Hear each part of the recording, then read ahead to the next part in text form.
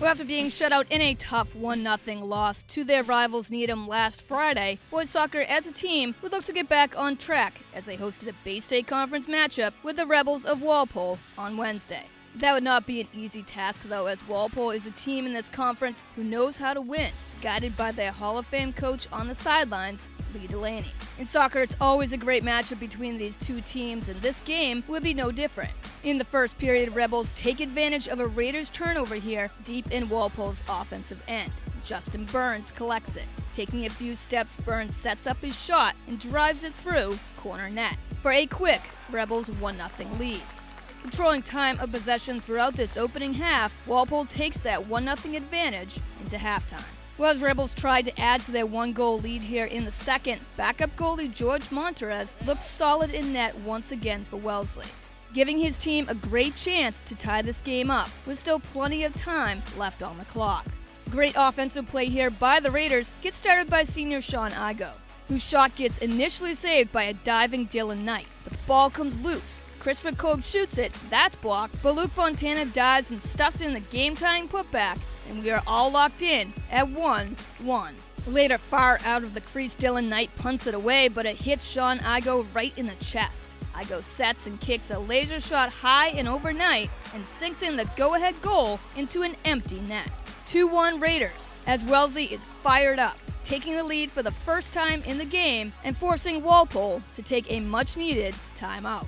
Sean Igo's score would be the difference here as time runs out on the game and the Raiders hold on. Wellesley, down a goal, would score 2 unanswered in the final period and come away with a solid 2-1 victory over Walpole. So we stay with boys soccer and fast forward to Friday night to McDowell Field here at Babson College. We would change things up here a bit as Wellesley would kick off a special home game under the lights for the first time ever.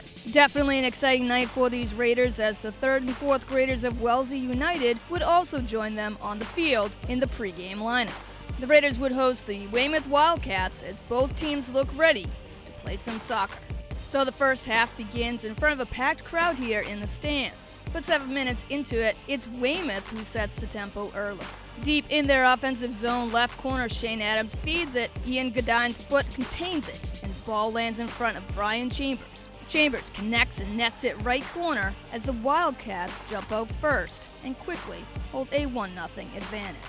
Raiders have a couple solid scoring chances here, but goalie Aiden Carter defends the net very well and keeps Wellesley scoreless in this opening half. So to the second period we go, Wildcats still holding on to their 1-goal lead and looking for more.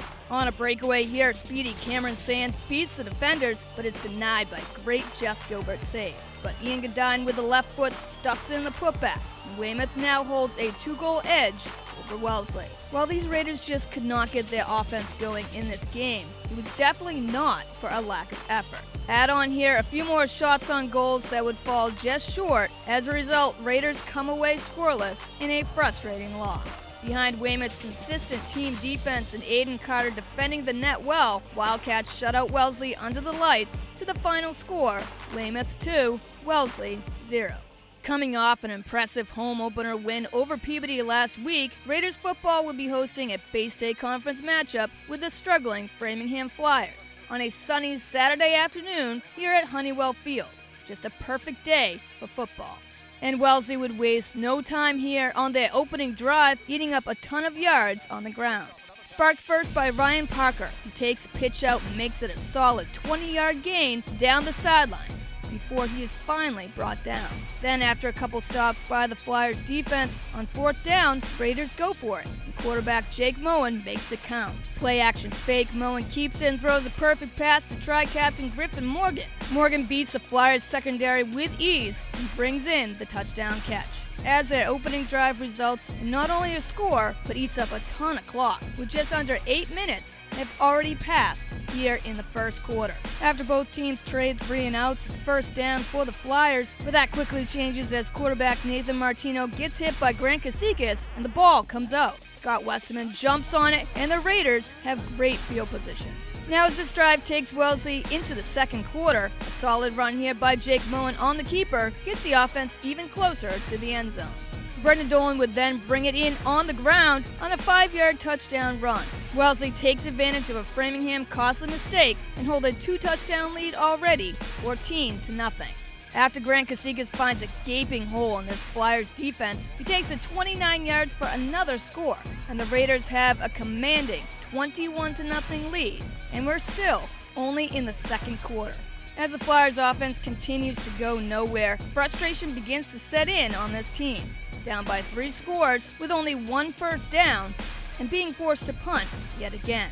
For Wellesley, though, is exactly the opposite. Their offense continues to be on fire, once again getting big plays on the ground by Grant Casikas, who then sets up Jake Moen for another keeper, and Moen is just gone for another Wellesley score.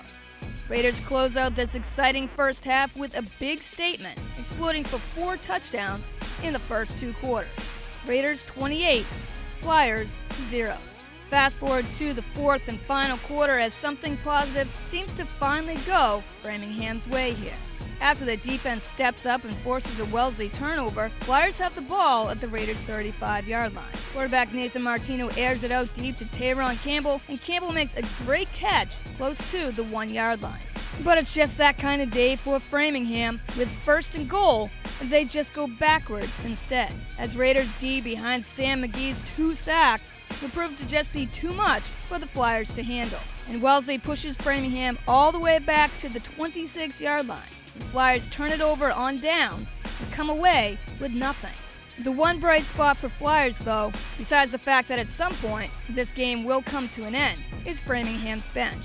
Backup quarterback Nick Padgett comes into the game and earns positive yards and a Raiders penalty for some much-needed offense. Then Damari Yarrow on 3rd and goal makes it into the end zone, but now down 35-7, I think it's safe to say the score is too little, too late. Raiders control the tempo of this game from the opening kickoff, and with TJ Malley's exciting 74-yard touchdown run just putting the finishing touches to this game, the final score here is Raiders 35, Flyers 7. 2-0 and already outscoring their opponents 55-15, Raiders football has definitely come to play. This season, for sure, is looking to be an exciting ride. Well, that wraps up another episode of Raiders Sports Block. Thanks for watching. Wellesley Media gets you the coverage you need to catch up on all Raiders highlights. Watch us on demand at wellesleymedia.org, our YouTube channel at Wellesley Public Media, and right here on Comcast 9 and Verizon 39.